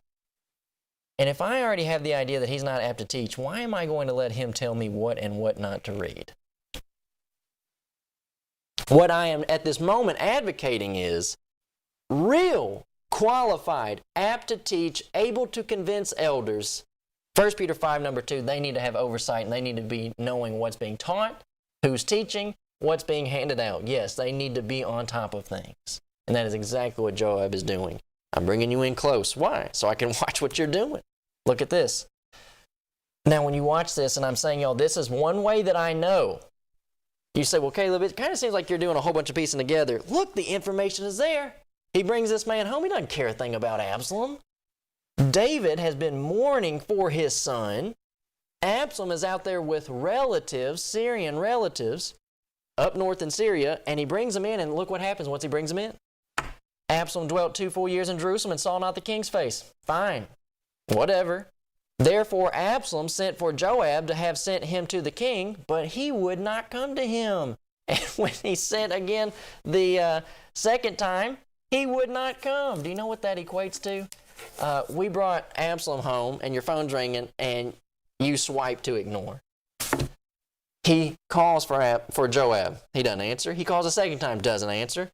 Therefore he said unto his servant, see, Joab's field is near mine, and he hath barley there. Go, set it on fire. And Absalom's servant set the field on fire. Then Joab arose and came to Absalom unto his house and said unto him, wherefore have thy servant set my field on fire? Now you got his attention, but otherwise he wasn't giving it out. This is chess. This is how the church works, whether you like it or not. Now, can I say this? We're going to have some big points in here. I'm showing you the game, but I'm telling you, I don't play it with a bunch of people. I'm not playing their game. It's going to become more clear what I mean as we go through it, but I'm saying, y'all, these people out there, they're playing this game. People are being preferential with their family. You got Joab, instead of talking with David, he's working around David, and you got Absalom being brought in. He's got an ulterior motive, and you know what? This is a bit of a mistake. Oh, it was going good. It looked good on paper. It didn't work out that well. It came to pass after this that Absalom prepared him chariots and horses and 50 men to run before him. And Absalom rose up early, stood beside the way of the gate. And it was so that when any man that had a controversy came to the king for judgment, then Absalom called unto him and said, of what city are you from? And then he said, the servant is of the tribe of Israel.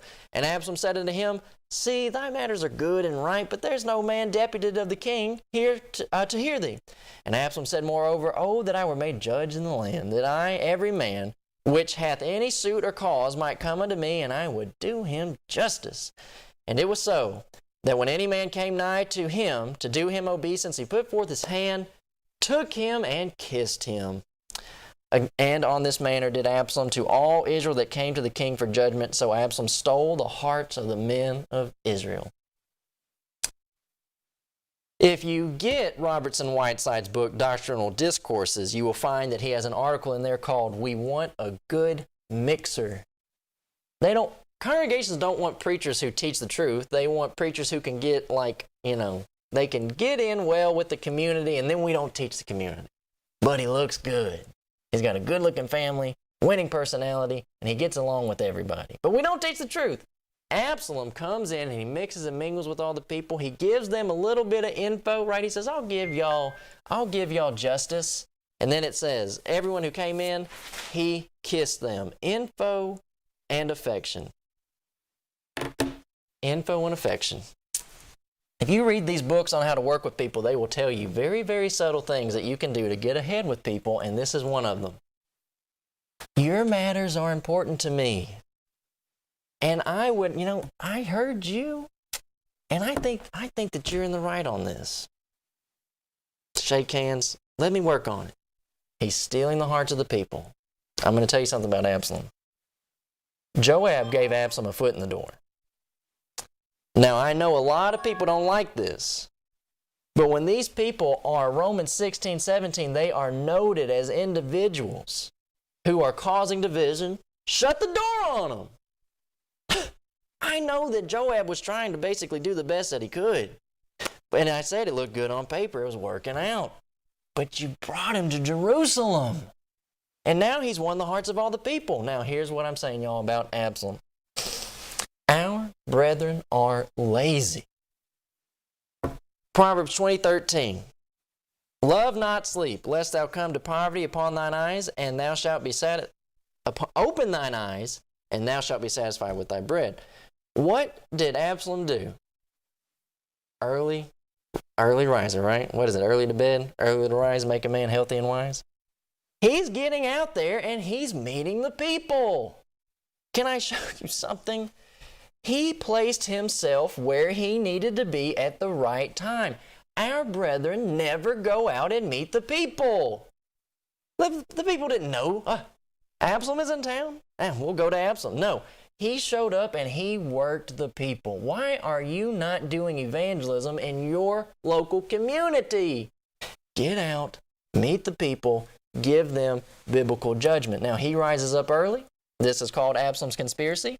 He rose up early. He is a hard worker. A lot of my brethren, I'm saying this, y'all, let me pause. The young guys, the young evangelists, I'm 28. I feel for the young guys. I'm saying empathy. I feel for you.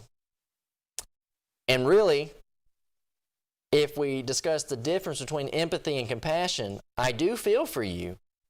But when I do these classes, and some people say, I don't like the way he does these classes, my compassion is I am trying to spotlight the problem so that we can fix the problem so that you, your wife, and your young child now have a better atmosphere. And hopefully, we're giving you freedom to do your work. But a lot of my young brothers are very lazy.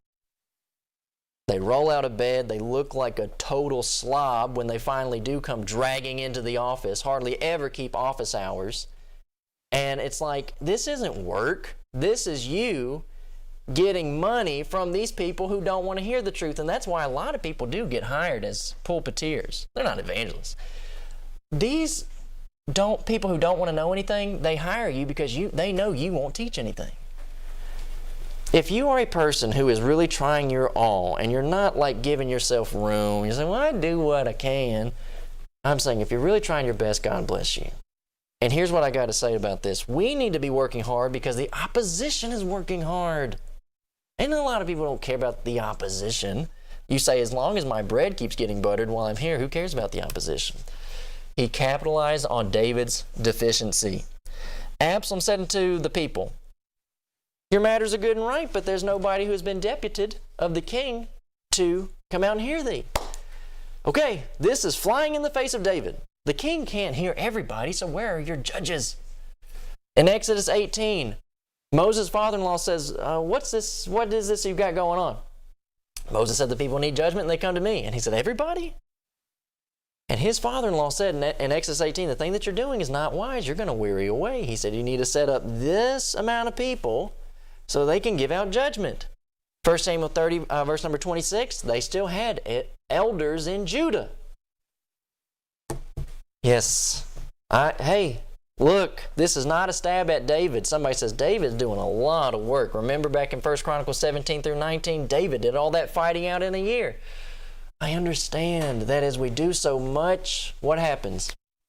Stuff starts falling through the cracks.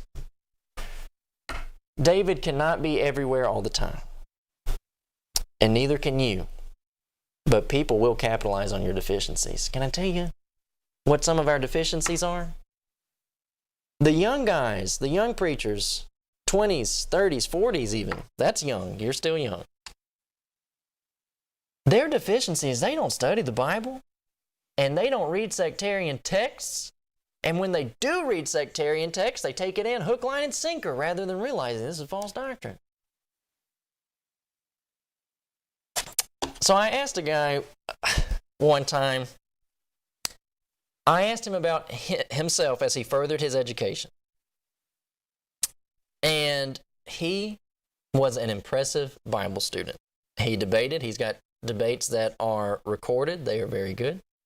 And so I asked him about him as he furthered his education years ago, and he told me, he said, Caleb, he said, when I went to Harding Graduate, he said, I was not just with liberals.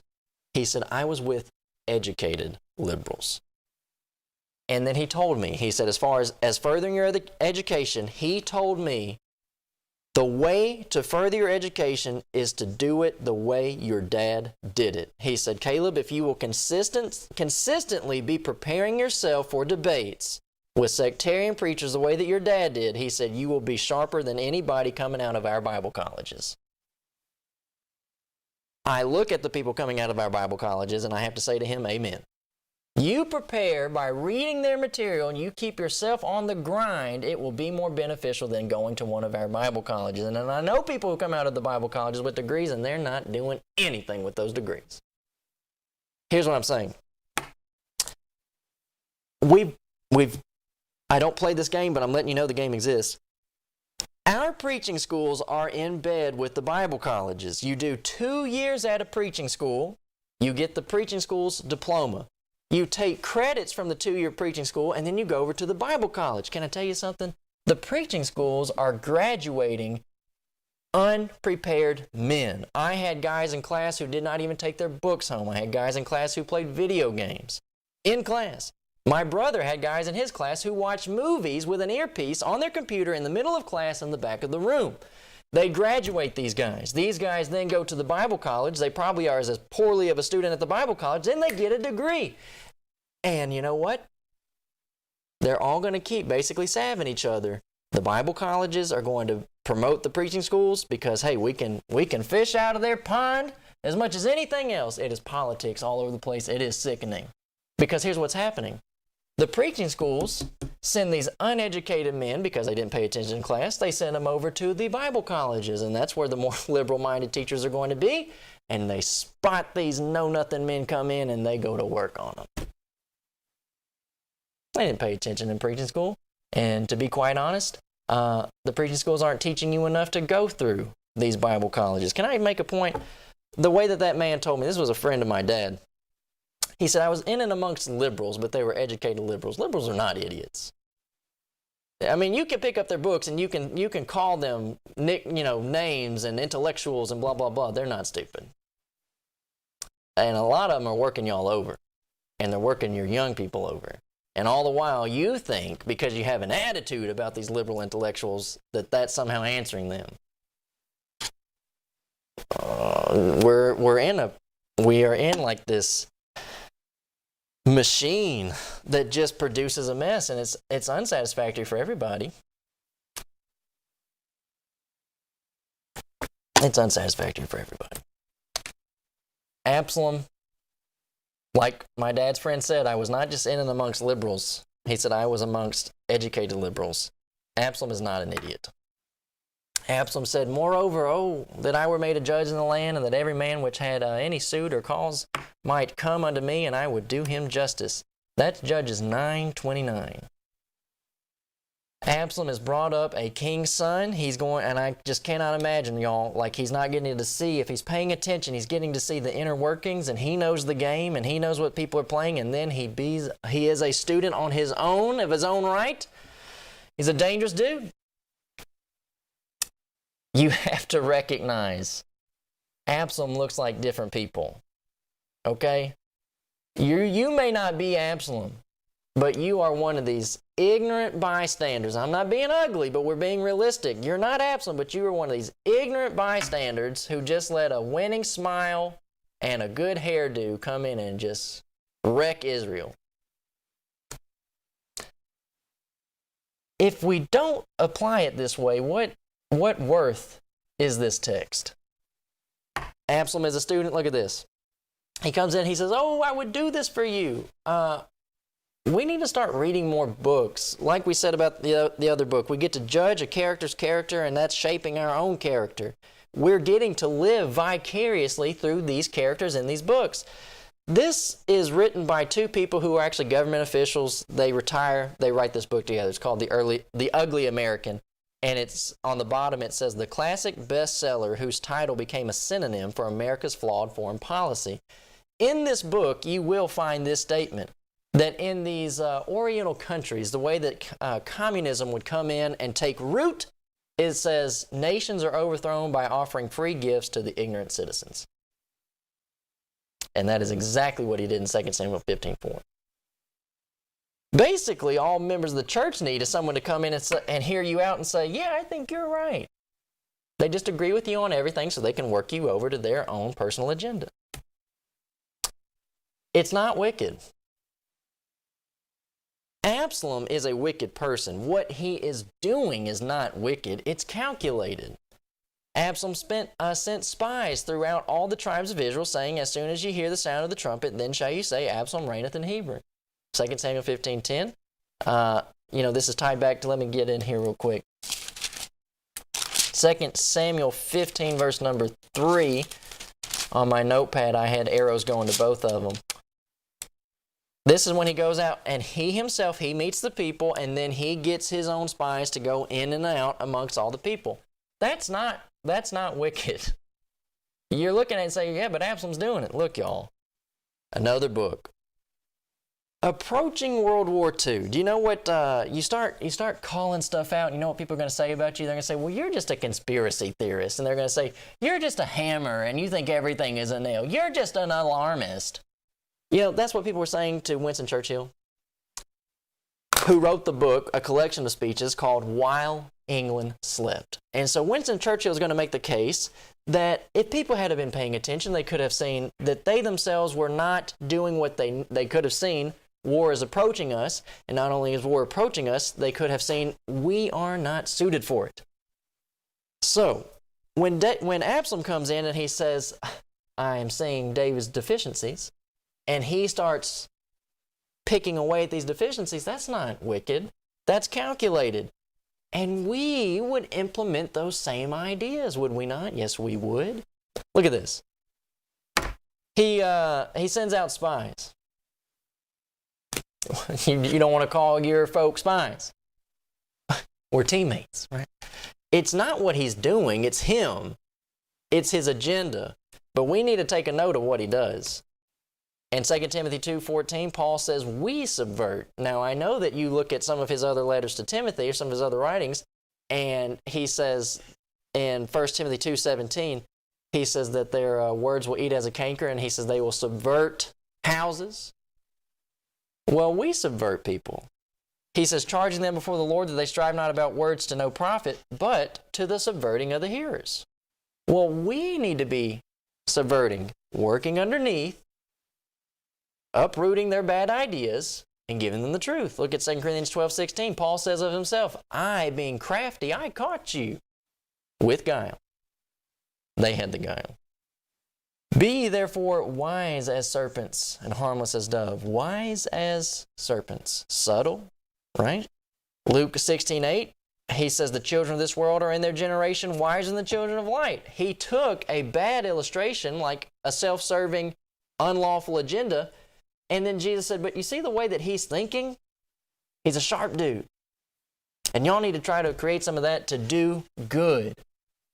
It is the case that the playbook, the political playbook, is often shared by the good guys and the bad guys. It comes down to how do you want to use it. Here's an unrealistic opinion as we talk about the game of chess and the politics that everybody's playing. This is an unrealistic opinion. But this is the opinion that is had by people. Absalom is winning the hearts of the folk, and I would say ignorant bystanders. Absalom sent for Ahithophel, David's counselor from his city, even from, how you want to say that, Gilo, while he offered sacrifices, and the conspiracy was strong. For the people increased continually with Absalom, and there came a messenger to David saying, the hearts of the men of Israel are after Absalom. This is a moment where somebody said, Absalom was making his way, and somebody says, but when Absalom got Ahithophel, that legitimized the movement. And can I tell you something? That is people's partyism coming out. Nobody legitimizes what I do. And nobody legitimizes what you do. You don't need a line of people behind your name. It's sad. It is so sad that as we read history books, that is exactly what people do. Do you want people to defend the truth? Yes, you do. But a lot of times it doesn't come down to local. I'm saying if you have it in your mind, local congregations need to have the truth. That is it. These local congregations are made so that people can have the best life while they're here on earth and they can be fed spiritually. But that is not the case what brethren do with church politics. They don't go through and say, local congregations need the truth. They go through and they say, we want these names on our list. These are our backers.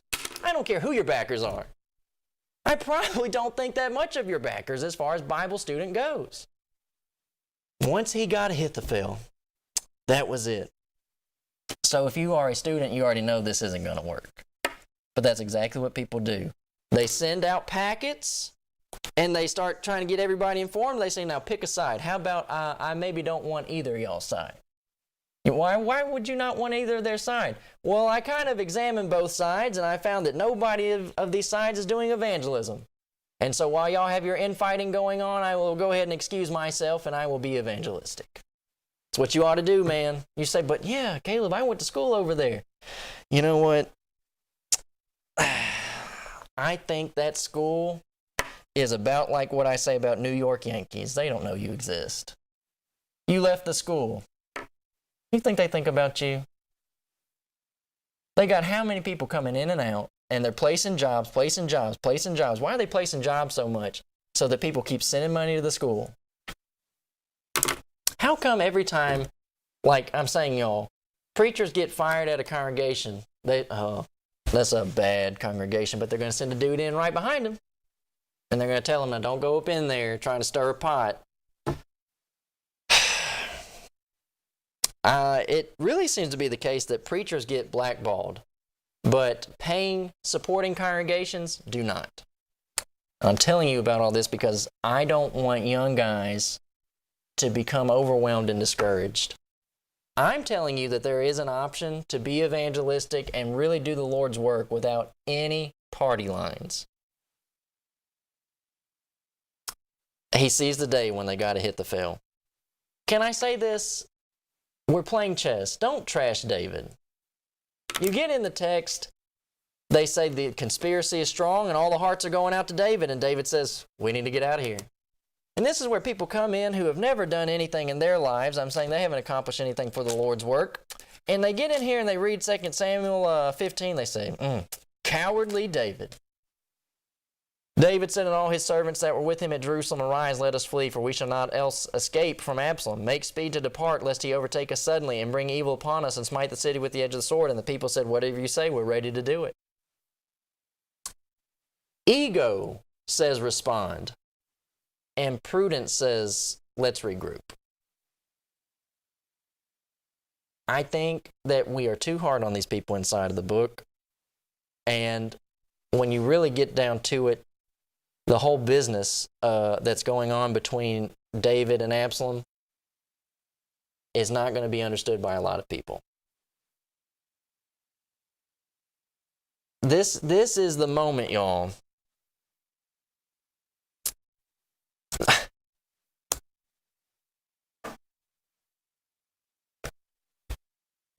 Like I said, I read the histories. People who get mad at their teachers for being imperfect people. I'm just going to take a second for y'all who know me and who know him. I don't hate Wesley Simons. I love Wesley Simons. And I imagine that Wesley still has good affinity for me, even though he might say different things about me. If he does. But this will be very rarely understood by a handful of people that Absalom's sister is raped by her own half-brother, and David does not do anything about it. And so all that you see there is imperfection. David doesn't do anything about it. Absalom does. And Absalom feels like he has to go on the run. And so my dad, when he went through school, the director was Curtis Cates. My dad loved Curtis Cates. And I would imagine that Curtis Cates had good feelings of affinity for my dad. But these things happen. It doesn't mean that you have to then start basically, and I'm saying sometimes you just have to move on. It's Acts 15. Paul, Barnabas, you just move on. But as we go through this type of study, I'm at least trying to say this, right? When you have your differences with people, you don't have to hate them. Okay? When you basically say, hey, these are some things where we have to move. I'm going to have to do this. We're doing this over here. In the meantime, I will be basically saying I might have to correct some things that I see if I'm asked. But you don't have to hate each other. And so that's what makes this so difficult. I don't know, because I'm not a dad. I don't know father to son relationship. I know son to father relationship. But I can tell you, what made me who I am is the fact that my dad never portrayed an image of perfection in front of me. And a lot of people make that mistake. It's a mistake. But it's years long in the making. And it's very hard to undo for a lot of people. But I'm very thankful for me and him that he did not present an image of perfection. And that's why I said earlier, preachers are people too. And so you say, well, I'm mad at this guy, but he's not my dad. Well, is he a preacher? And that's why you're mad at him? Because he's imperfect, but he just so happens to be a preacher? It's hard to understand David and Absalom. You and I get to make these judgments because they are on paper and they're documented in the past, but as we see them in real time, it's difficult. So you ever heard someone say, it takes a Solomon? It takes a Solomon. I made this point because so many brethren are quick to chop them off. Now, someone might say, Caleb, you're quick to chop people off. This is going to be a moment where I would say, you don't know what I know and what I have decided to not use. Because we put it in our minds, we don't do personal. There's a lot of stuff, you ever heard someone say they ran to press with it? There's a lot of stuff we did not run to press with because we didn't really feel like it helped the moment. It wasn't what we were really going after, right? It's like, so let's take a moment. This is a fictitious character, a fictional character. Ted. Look, Ted, this is what other people do, and I'm not going to do this. But I know Ted is teaching false doctrine, and it's really getting out there. And so I tell everybody, Ted is teaching false doctrine, and Ted 5 years ago beat his wife. What does that have to do with anything? If he repented, she loves him, they kept their marriage together, but that's what people do. Ego says respond. They start saying, well, we know him, we know what he does, and blah, blah, blah, and it has nothing to do with anything. Y'all, we have to study these texts to see these points so that we don't recreate it with each other. When we see David and Absalom and Joab, this is a very, very intricate relationship. And why? It's not just son to father. I can never keep up with who I'm saying between David and Joab. I believe David is Joab's uncle. These are all familial relationships. And so when people in today's world, they're going to be family members inside of congregations together, and then somebody's going to say, well, that's just y'all's family fighting. As if it did not happen in the Bible. Saul to Jonathan, they're fighting. Michael to Saul, which is his daughter, who married David, fighting. It's all over the place. We're trying our hardest to make it work. I know I'm running out of time, but 2 Samuel 15:16, you might say, well, this is random. When he flees, it says he just leaves concubines behind. It's not random. This is the fulfillment of 2 Samuel 12:11. Right? You have these moments. This is why I say classic literature. There's foreshadowing all over, right? Foreshadow, flashbacks. This was a foreshadow. This is giving discussion to 2 Samuel 12:11. David's playbook. Look at this. They get away. This is another moment of understanding, like I said. It's very hard for us to understand these relationships. and also tried to cultivate some wisdom about it rather than just cutting people off. David, as he has fled, is having to cut out potential spies. And he says to this man, Ittai, wherefore goest thou also with us? Return to thy place and abide with the king, for thou art a stranger and also an exile. Whereas thou camest but yesterday, should I this day make thee go up and down with us, seeing I go whither I may? Return thou and take back thy brethren. Mercy and truth. Look at that. Hey, man, nothing against you, but we met you yesterday. So if it's the case that you're a good guy and I don't know it, mercy and truth with you, man.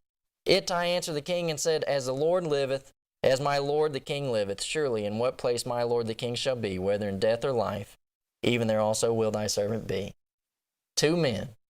It's not personal, but it's what I got to do. I think that we can't even imagine how better off we would be if we would just stop taking things personally. With this, I heard a story of 2 preachers. One calls up, and they're good friends, and he answers on the phone. And they're both, and let's say it this way, they're both educated. He says, hey, I heard from such and such that you are teaching this position on marriage, divorce, and remarriage. And the other man said, that is correct. That's what I'm teaching. And then the other man says, well, you know where that puts us then. And then he says, yes, I do.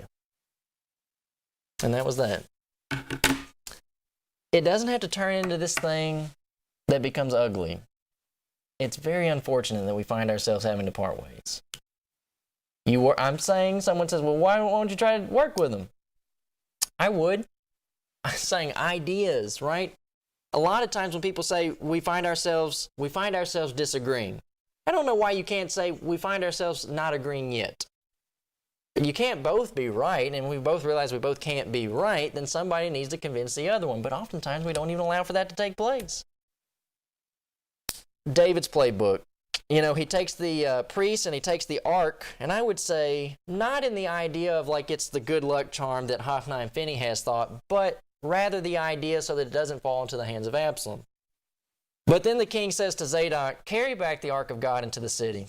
If I shall find favor in the eyes of the Lord, he will bring me again and show me both it and his habitation. But if thus say, I have no delight in thee, behold, here I am. Let him do to me as seems good unto him. This is a beautiful moment that very few people can have. You're on the run, and while you get out there, people would normally be talking trash about Absalom, and they'd be talking trash about Joab because Joab brought him back into Jerusalem, and you're just seething in all this emotion. And David just says from 2 Samuel 12:13, I did this to myself. And so if God sees me through it, the ark will be fine. And if this is the moment where he decides I don't need to be in it anymore, then that'll be fine too. And so at that moment he prays. And one told David saying, Ahithophel is among the conspirators with Absalom. And David said, O Lord, I pray thee, turn the counsel of Ahithophel into foolishness. And it came to pass that when David was come to the top of the mount where he worshipped God, behold, Hushai the Archite came to meet him with the coat rent and earth upon his head, unto whom David said, If thou passes on with me, thou shalt be a burden unto me. Remember we said when he dealt with Nabal, he's got like 600 soldiers. He's having to feed these people. He says, if you go with me, you're going to be a burden to me.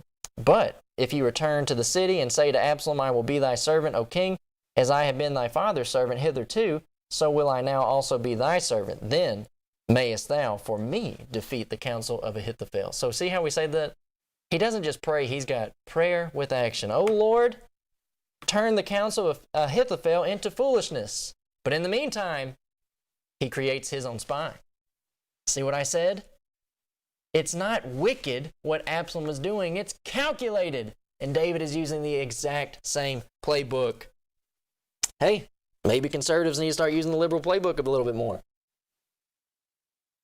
Ignore the scripture? You know that's not what I meant. I'm saying have patience and play the long game to change people's minds. And be outspoken all at the same time.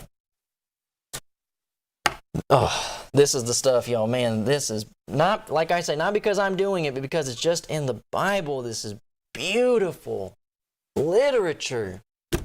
These are the moments that kill you. You're on the run. You just admitted, I did all this to myself. You're praying, you're trying to make it work as best as you can, and then your friends come by and they kick you while you're down.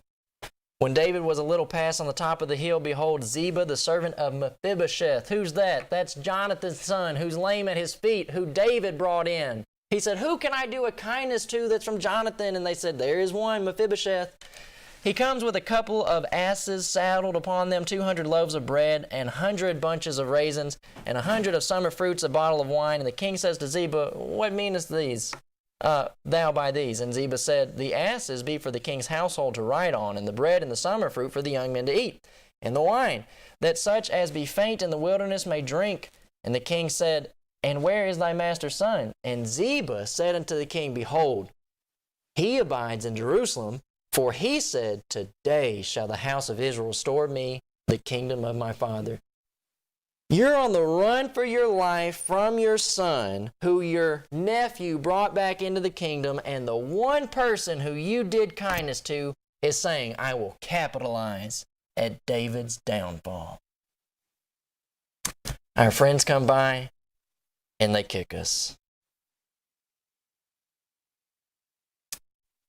You have to wonder if your friends even pray for you. They didn't come by and kick you. But do they pray for you? I gotta start wrapping up, but I can go ahead and make this. I'm saying, y'all, we're playing chess, and the game is not done. I'll come back next week, and we'll pick up the pieces, and we'll keep playing this game, and I'll show you how it's going. But you need to get ready for this, that perfectionism is the foil of prudence. As we try to look ahead and we try to make these plans, we have to realize it's not going to work out the way that you would probably dream it to. And there are going to be things that we're going to have to be flexible and say, okay, I can work with this. We can make it work. But it is going to be annoying.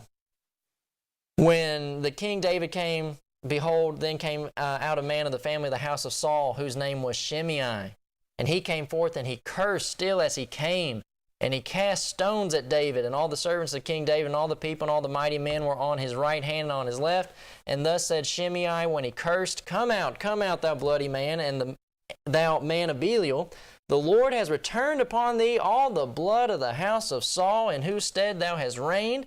And the Lord has delivered the kingdom to the hand of Absalom thy son. And behold, you are taken in thy mischief, because thou art a bloody man. Well, David had already said a moment ago, I did this to myself. So in actuality, he said, this is for Saul. David could have turned and said, actually, this is for Uriah. But, either way.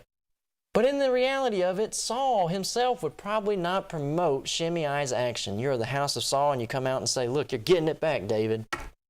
What Saul knows now, he would not coach Shimei to behave such a way. But it's not just your enemies. Again, it's your friends and your co-workers and the people closest to you. Abishai is David's nephew. That's Joab's brother. Then Abishai, the son of Zeruiah, said unto the king, why should this dead dog curse my lord the king? Let me go over, I pray thee, and take off his head. And the king said, what have I to do with you, ye sons of Zeruiah? So let him curse, because the Lord has said unto him, curse David. Who then shall say, wherefore hast thou done so? And David said to Abishai and to all the servants, my son, which came forth out of my bowels, seeks my life, and how much more may this Benjamite do it? Leave him alone. Let him curse, for all the Lord has bidden him. It may be that the Lord will look on my affections, that the Lord will requite me good of his cursing this day. You've got to tell people around you consistently, we got bigger fish to fry. You don't have to fight every little squabble that comes up. And you keep big picture in your mind. What is big picture? Lost souls. Stop wasting your time squabbling with these brethren who never do evangelism. They're trying to rope you into one argument after the next. Who is evangelizing? We're in a war. And I have to be honest, some of us are in two wars. I am in a war where I'm trying to rescue lost folk from a dying world. And I have got one foot maybe a little bit inside of another war where I'm trying to convince my brethren to stop having so much Galatians 5:15 biting and devouring amongst themselves. Now, I got all kinds of slides, and I'm just going to have to come back next time, and we'll go through chapter 8 together. But as I go out, this is my phone number, 276-806-3641. Caleb G. Robertson, at gmail.com. You email me, we'll put you on the Informer page-and-a-half Bible article every Sunday. Now, like I said, we will pick up these pieces of our chess game next week, Wednesday morning at 10 a.m., and we'll continue the discussion of David, Joab, and Absalom. There's more What Does the Bible Say Tonight at 9 p.m., and there's What Does the Bible Say live tomorrow night at 8 p.m. We love you. God bless you. Have a good rest of the day.